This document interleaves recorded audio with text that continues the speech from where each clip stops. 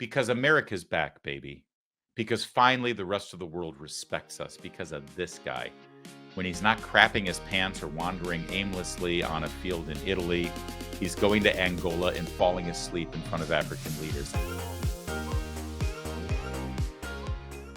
Joe Biden is still president of the United States. I know. Who knew? He fled the United States of America after leaving a wide-ranging, broad, sweeping pardon for his son and all of the legal activities he was involved in for the last 10-plus years, hopped on a plane and flew to Africa. And representing the United States of America, he sat with African leaders in Angola and promptly fell asleep. I wish I was joking. Take a look. Digital transformation, trade and logistics along the corridor. Tanzania is already undertaking internal consultations aiming at aligning this project with national priorities and other bilateral and regional commitments. In closing, allow me to reiterate Tanzania's commitment to regional integration and shared prosperity. We note the progress made on the development of the Lobito Corridor and commend the visionary leadership that has brought this initiative to life. And it is through such partnerships and innovations that... All right, so we don't need to hear all of the things because I don't want to put you to sleep either. I mean, honestly, part of me is like, can you blame the poor guy that he has to sit through this? Let's move it along, dude. But look at him. What do you think? Is he just resting his eyes? Is he resting his eyes, or is he just concentrating really hard on the in-depth details of what's going on here at this little meeting, this summit? You can't say that he's trying to focus really hard on the English translation that they're feeding into his ears because dude is talking in English. He's speaking English. So, oh, look, oh my God, his head's gonna knot. Oh, there he goes. He's starting to drift. Do you see him drifting? He's drifting to the left. He's drifting to the left. I mean, Joe Biden's been drifting to the left his entire political career. That's the end of that clip. But yeah, he basically fell asleep because America's back, baby. Because finally the rest of the world respects us because of this guy. When he's not crapping his pants or wandering aimlessly on a field in Italy, he's going to Angola and falling asleep in front of African leaders. How do you think they take that? Do you think Xi Jinping, when he goes to Africa to let them know that he's going to build new superhighways for them and football stadiums for them, do you think he falls asleep? Probably not. Probably not. But there's Joe Biden. And when he's not sleeping, by the way, he's telling stories about how much he loves choo-choo trains because we're giving them billions of dollars to build a choo-choo train. And Joe Biden wanted to make sure that the president knew that he loves choo-choo trains. Be proud, America. Be proud. Mr. President, I'm coming back to ride on the train all the way from end to end. As I say, when we on the Senate floor of the United States Senate, excuse a point of personal privilege. I've ridden an awful lot on trains. I commute every day 212 miles a day on Amtrak from Washington to my hometown of Wilmington, Delaware as a senator. And so I like trains a lot. So I'm coming back. You're stuck with me. I like trains. I like trains a lot.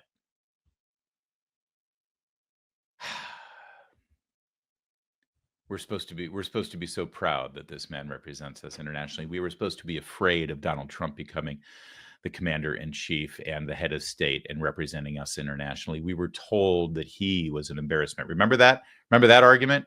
You can't let Donald Trump be the president of the United States and represent us in international forums. He's embarrassing. He'll embarrass us. He's an embarrassment. So instead, we need this guy. And 12 miles a day on Amtrak from Washington to my hometown of Wilmington, Delaware as a senator. And so I like trains a lot. All the smart people in Washington, all the elitists, all the credentialed class, they'll tell you that this guy's a genius. that foreign affairs is his bailiwick, that this has been his passion his entire life, even though he's been on the wrong side of everything. Remember when Ronald Reagan stood at the Brandenburg Gates in Germany and said those famous words, Mr. Gorbachev, tear down this wall? Within 2 years, the Soviet Union had collapsed. And then a year later, yes, in fact, that wall did get torn down. Gorbachev didn't tear it down. The people of Germany tore it down. Do you remember that? Do you remember that? That night, and again, please Google it, look me up, fact check me. If I'm not telling you the truth, please say so in the comments, publicly shame me. The very night that Ronald Reagan said, Mr. Gorbachev, tear down this wall, Senator Joe Biden was on CNN criticizing Ronald Reagan's foreign policy, saying that he was wrong. In fact, Ronald Reagan wrote about it in his diary, called out Joe Biden personally in his diary for attacking Ronald Reagan while he was in Germany, saying, Mr. Gorbachev, tear down this wall. Look it up. He's been wrong about everything. But the credential class, you know, the same people who say that Donald Trump will embarrass us overseas and that this person or that person is not qualified to be in Donald Trump's cabinet, they say this guy is eminently qualified to be president, that he's eminently qualified to shore up our foreign policy overseas.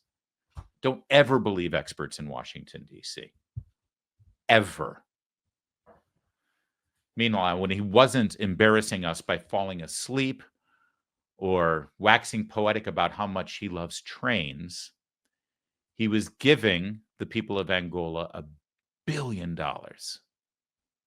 He gave them $1 billion because they've had some weather problems that Joe Biden thinks is linked to you driving an SUV. And he thinks that we're in some way responsible for that, and so we have to give them $1 billion. You know, that's the right thing for the wealthiest nation in the world to do. And today, I'm announcing over $1 billion in new humanitarian support for Africans displaced from homes by historic droughts and food insecurity.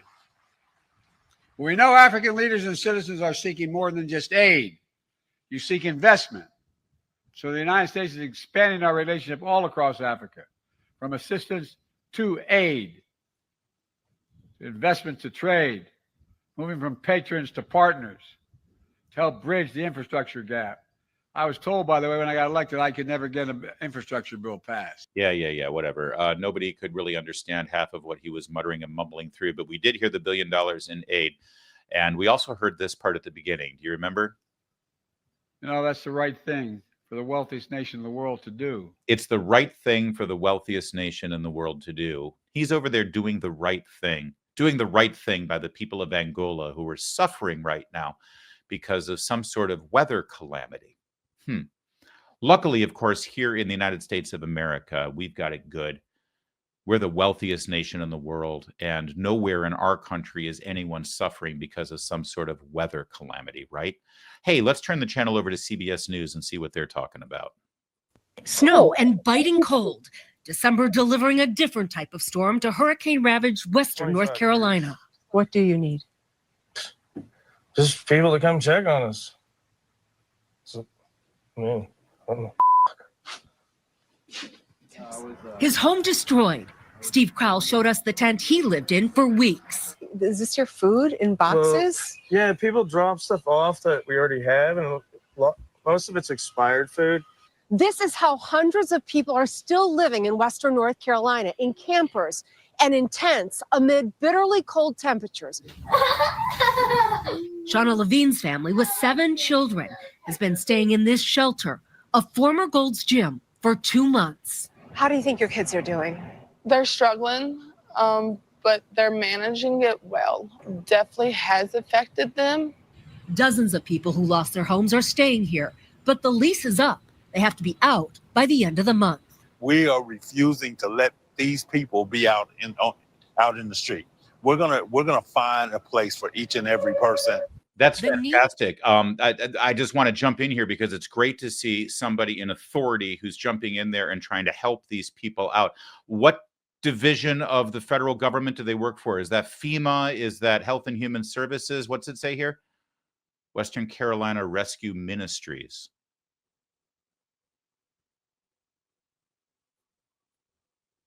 Western Carolina Rescue Ministries. That's not the federal government. That's not FEMA. That's not Joe Biden's administration coming to help people. That's that's some right-wing religious fanatic. I'm guessing the Western Carolina Rescue Ministries doesn't get any federal funding. All right. Sorry about that. My bad. I thought maybe FEMA was doing it. Okay, let's continue with the report. The need across Western North Carolina is staggering. Would you like a soup and sandwich? Volunteers at this free food site in hard-hit Swannanoa are cooking 800 meals a week. This is 100% people taking care of people. Chris Smith has volunteered every day since the storm hit. No conditions, no politics. It's just there's hungry people. We need to feed them. Relief centers with washing machines, Wi-Fi, and hot showers are a lifeline. Amid the daily struggles, there is progress. Okay, Isaac. Levine and her family will finally leave the shelter this week. Not a permanent home, but 2 camper vans to be shared by 9. How has this experience changed your family? I think it has made us closer. Families have been torn apart, and we still have one another.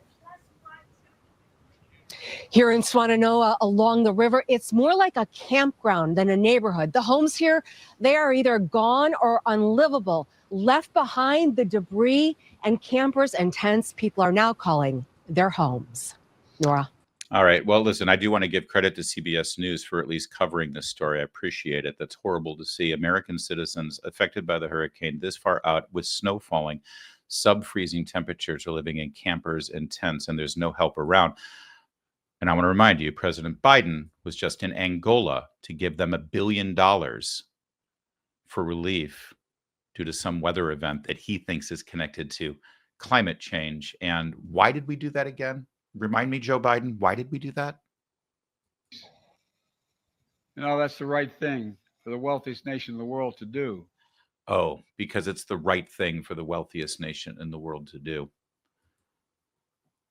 Can we just take one more peek as to what's going on here in the wealthiest nation in the world, the nation that doesn't get $1 billion from Joe Biden as he's flying around in the final days of his presidency? To parts of western North Carolina seeing their first winter weather of the season. But many of the areas seeing snow have not fully recovered from Hurricane Helene, and the conditions that people are living in, well, let's just say less than optimal. Steve Harrigan on the ground at Swannanoa, North Carolina, just east of Asheville with the latest. Steve? John, first snowstorm here underway, and these freezing temperatures really the last thing people in western North Carolina needed. If you see here, people were in these mobile homes. Those floors were torn out by the storm Helene 8 weeks ago. They were moved to hotels by FEMA. Those hotel vouchers for many people have run out, and now they are in tents after 8 weeks after this storm. And for families with small children, it is not an easy transition. It's awful, especially with your kids. It feels like you're really letting them down. It's really cold. It's very uncomfortable. A lot of people here have also lost their cars in addition to their homes. They were flooded out in the storm, and there's no money for many for porta-johns or bottled water. And when you talk to emergency workers here, they say the pace of recovery is just startlingly slow. There's no sewer, there's no water, there's no power. There's your answer. This is a storm that killed 103 people in North Carolina, caused $50 billion worth of damage, and 8 weeks later, you've got families in donated tents with wood-burning stoves. John, back to you. Wow, that is a hardship. People living in tents as the snow is coming down. Steve Harrigan, more to this story. Yeah, it is a hardship, that's for sure. But your president is Angola giving them $1 billion for what reason again, Joe? I just want to remember. You know, that's the right thing for the wealthiest nation in the world to do. It is the right thing for the wealthiest nation in the world to do. You know, one quick item on this that I just want to go back to the CBS News report. I don't know if you caught this or not. I remember this guy who feels abandoned by his government right now, wondering where the relief is, wondering where the aid is, wondering where that $1 billion is because it's the right thing for the wealthiest nation in the world to do. I don't know if you caught this or not, but right after this shot on the inside of his house, they cut to the exterior. Take a look and see if you notice what I notice. Yeah, here comes that shot. There it is. Do you notice anything about this man's house? This man who is wondering where FEMA is and where his assistance is and where his aid is here from the Biden administration. It's kind of sweet. He's got this little American flag because he still loves this country. But then look right below it on what would be his front lawn. He's got a Trump sign. I'm sure there's no connection there.